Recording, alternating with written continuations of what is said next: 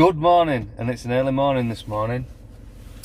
I'm in the truck, I'm in Sheffield, and I'm waiting for Jack McCormack.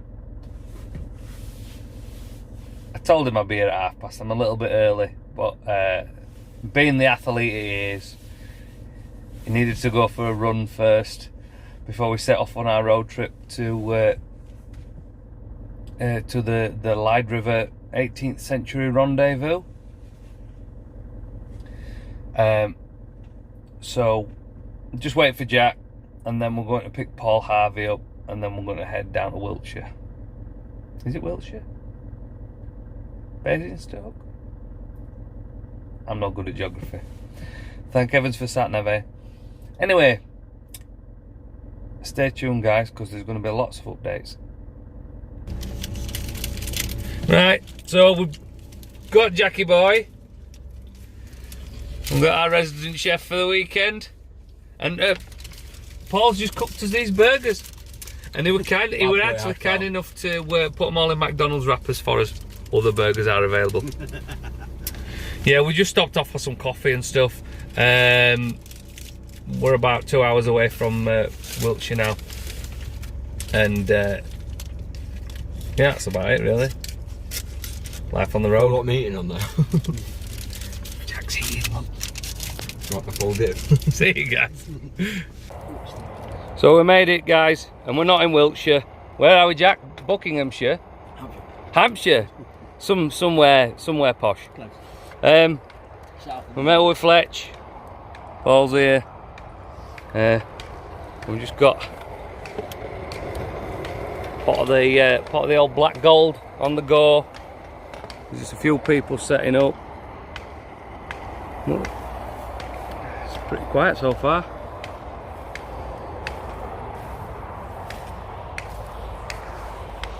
Jack's texting one of his fans. We've got a chuck wagon over there.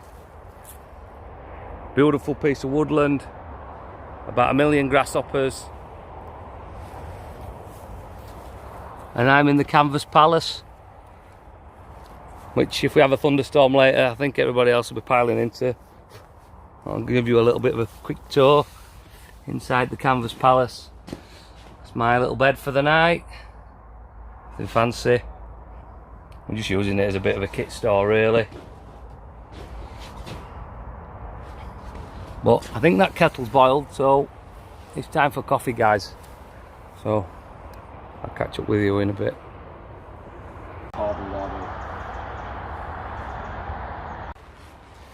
Good morning, good morning. It's raining this morning, but we're all set up, and there's a few people milling about. The reenactors have all got the regalia on, and there's a few black powder rifles and stuff floating about, so yeah, it's good. We're just hoping that rain's going to stop. Do you want to have a look at the setup? Yeah, you do, don't you? Just one sec, then I'll spin you around and you can have a halfpenny tour. Right, so over there, we've got Mr. Paul Harvey over there. Give us a wave, Paul. Good morning. Obviously the obligatory first aid kit. Oh, I've just got to show you, let me show you this guys. Let me just duck out in the rain to show you his brand new sexy banner. Look at that. Oh, fantastic. Jack McCormack's got his finger weaving sign up. And he's back into the retro area. So over here we've got all the retro loveliness, all the stoves, all the lanterns and some bits and pieces. Flint and steel stuff. Doesn't it look cool on those hay bales? I love that, I really do. And over here we've got the Wetterlings display.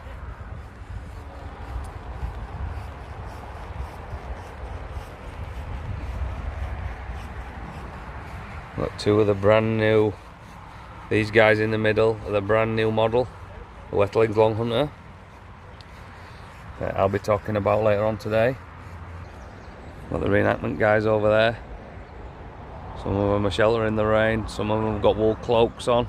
These guys must spend thousands and thousands of pounds and hours and hours and hours recreating kit and building clothing, and it's just amazing to see. It's amazing to see, and it's, you know, all very bushcrafty.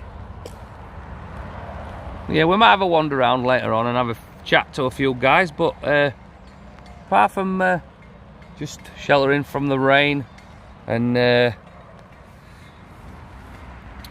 drinking some good Swedish coffee, there's not a great deal happening at the moment.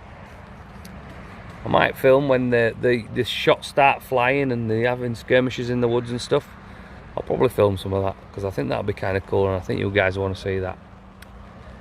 But yeah, keep watching. Got just got a little bit tangled there, and if it does, you can just simply drop it down and find out where your last one was. And next one's going to be an over, so I need to find the two that are underneath.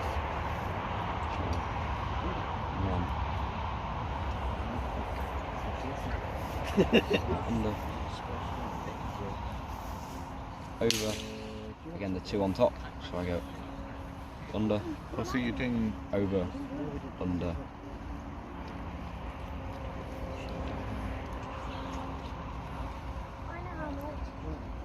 Yeah, over. Two reds. Under. Over. Under. And again, we're always finishing. We drop it down. We pull that up. And then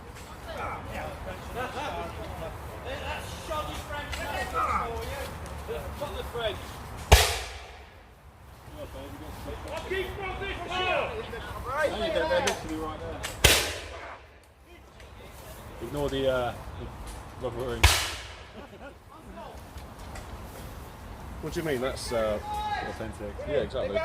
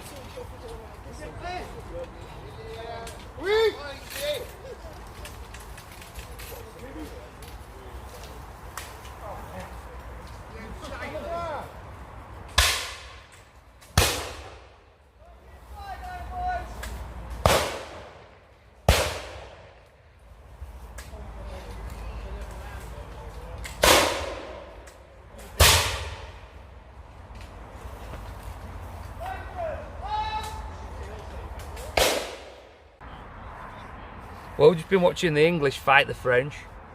To be honest, the French got the upper hand. I have to say it. Although the English had better firepower, so they kind of pushed the French back into the woods. But all really exciting stuff. I've never really seen any reenactment stuff like that before. Pretty cool. I enjoyed it. You know, that's all I'm going to say about that, I think. Hello. We've got a dead body under there. Well, you never know. No, I told him to cover it up whilst he was going out because I didn't want to be here the whole time. Oh, thank you. I think he's past saving that guy. This one, yeah, well, he's just showing you what this was beforehand. Right, yeah. Because that's what the war was all about, really. Yeah. Getting the beaver skins worth a lot of money.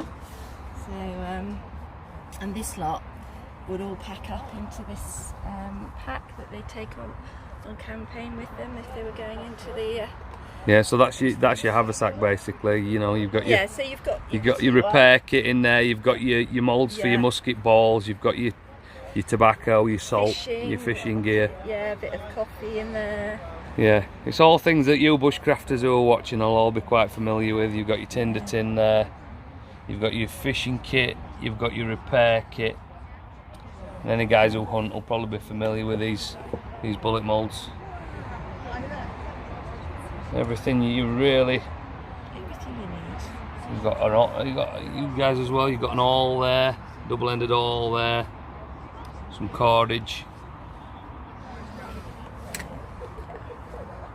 Over here you've got your beaver traps, and that poor guy there is ready for skinning. Thank you. All these guys have got these great raised fire pits and cooking tripods and all good stuff. Good afternoon, sir.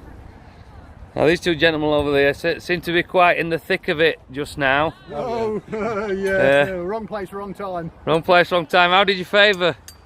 Oh, well, apart from getting deafened by that bloody Well, you stood your post guarding the path and drew and what they call fixing the French on you, didn't you? Yeah. Well, Captain Green took his Dugas. men round the flank. It was very good. So I how didn't did realise it that's feel? what I was doing. Yeah, it looked great. I mean, I was surprised how loud the black powder rifles are. I mean, I shoot Yeah. 12 gauges quite regularly.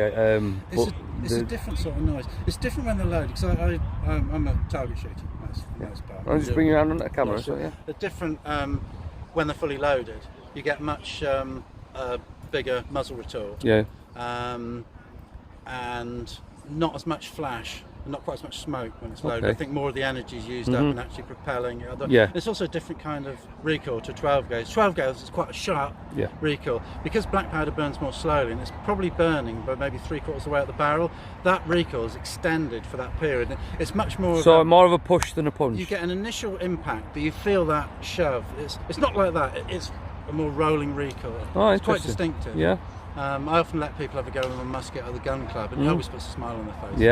Yeah. I mean, it is something that I wouldn't mind having a go with myself. To be fair. Yeah. I mean, come out.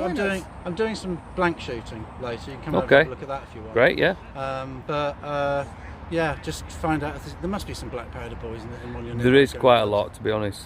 Sweet talk one of them. They'll let you have a Yeah, go. there's a lot of colonial guys up in York and stuff like that. Yeah. Well, they like to let you have a go because I think black powder's addictive. Once you've inhaled it. Yeah, I do know a few guys who black powder shoot. Yeah. Yeah, but yeah, they'll be more than happy to let you have a go live. Brilliant. And it's good fun. Brilliant. Yeah. Thank you. All right, you're welcome. Elvis decided we got to pan for gold in the middle.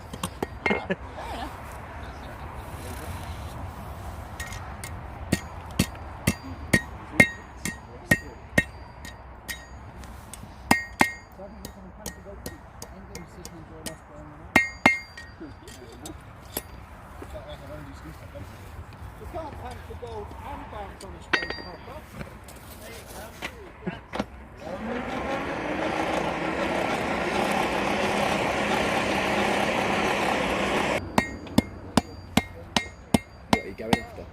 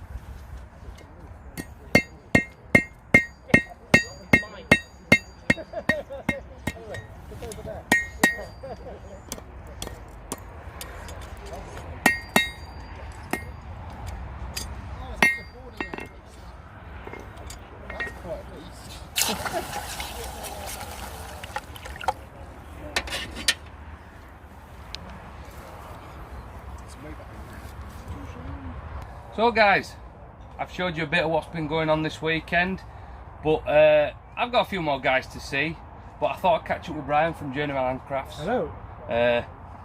If you're watching this on Retro Outdoor Equipment, you probably already know Brian. Yeah. If you came to this year's Retro Outdoor Equipment event, you'll definitely know Brian. Yeah. If you're on Living to Learn, you might know Brian. Yeah, I do post there sometimes, yeah. And for the 20 people that watch my YouTube channel, you probably won't know Brian. Hello. But yeah, Brian's the founder and proprietor, co-proprietor. Everything. Yeah, T-boy, sandwich maker, driver, general dog's body to journeyman handcrafts, and he makes some pretty special gear. Mostly canvas, a little bit of leather. Yeah, a little bit. We started off in leather work, but it's definitely more canvas nowadays. Yeah. Bit of leather work on the side as well. Canvas is sexy again, isn't it now? Canvas is the new thing. Yeah. Canvas is the new black. This is the new black. Yeah, you could say that. Yeah. And I think it kind of helps that he looks like he does. You know, if you look at his Instagram, he's a good-looking guy. You know, well, maybe you never know. It's 2019. Anything goes. Anything goes. Canvas and leather. But we've had an interesting day, haven't we? You've done a little bit of sales. I've talked to people about axes, which I love to do. I'll talk to anybody about anything, but axes especially. It's an interesting event. Not necessarily. If we'd have probably come down blind, we'd have probably been weirded out. But as you've seen from the video, there's all kinds of people here. There's reenactors, there's bushcrafters, there's just general public who've just come out of curiosity. It's been a mixed bag, hasn't it? Yeah. But as general camping goes, it's been just a nice, relaxing weekend. Yeah. Not bad. But we're going to relax now. Not relax too much, but we're going to relax. It's nearly beer o'clock. Yeah, nearly. Not far so, off.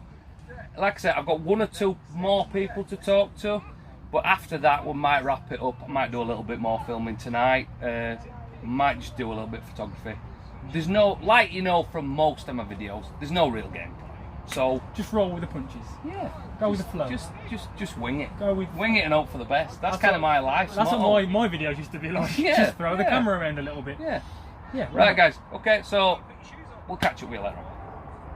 It's getting about that time of night where we're getting a bit relaxed, having a few drinks. There's a bit of music happening behind us, but I'm here with Daniel Aylmer, who's the organiser of this event. He's a reenactor himself, but he's also a really knowledgeable bushcraft guy. And like I said earlier on in the video, there's a lot of crossover. There's a lot of things happen that we find familiar, so it's kind of a comfortable surrounding. So if you're anywhere near an event like this, is there an association that people can get in touch with?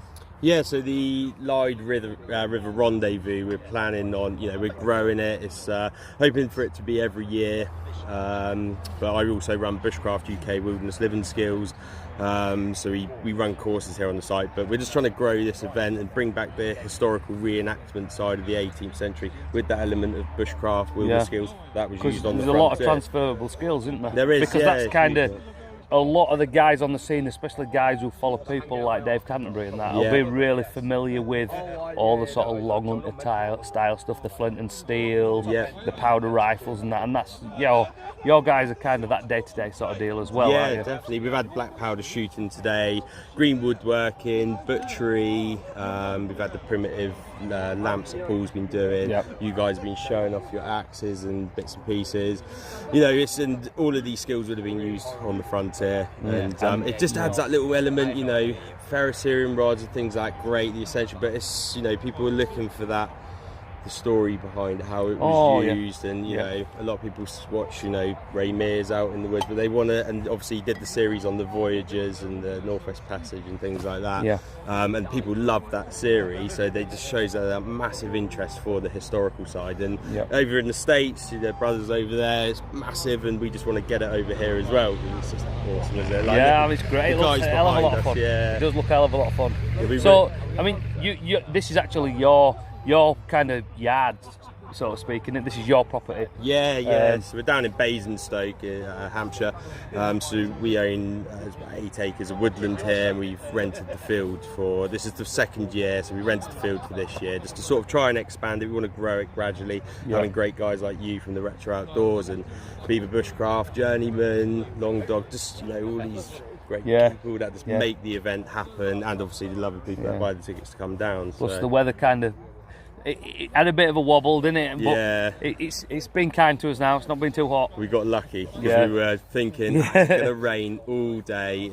About 10 o'clock. Well, lovely. I was thinking the opposite, to be honest. I thought, I feel sorry for all those guys in the skins and the wool, and I'm normally the one in the wool, but I'm here in a cotton t-shirt and a baseball cap, so I kind of felt sorry for the guys in the reenactment gear, but it's cooled down a little bit, and it's lovely now. It's been sort of a really relaxed event. I appreciate you inviting us. It's been great. Yeah, it's great to have you down. I'd like to thank Steve and Retro Outdoors for coming down and helping the event, grow and being a big part of it. We didn't do a lot. We just rocked up and talked about shark things like we do anyway. Yeah. We like the sharp things, so yeah, we're going to grab a beer now and enjoy the rest of the evening. So thanks guys, thank you to Daniel for inviting us. This is Uncle Beard from the Lyde River 18th Century Rendezvous saying good night and over and out.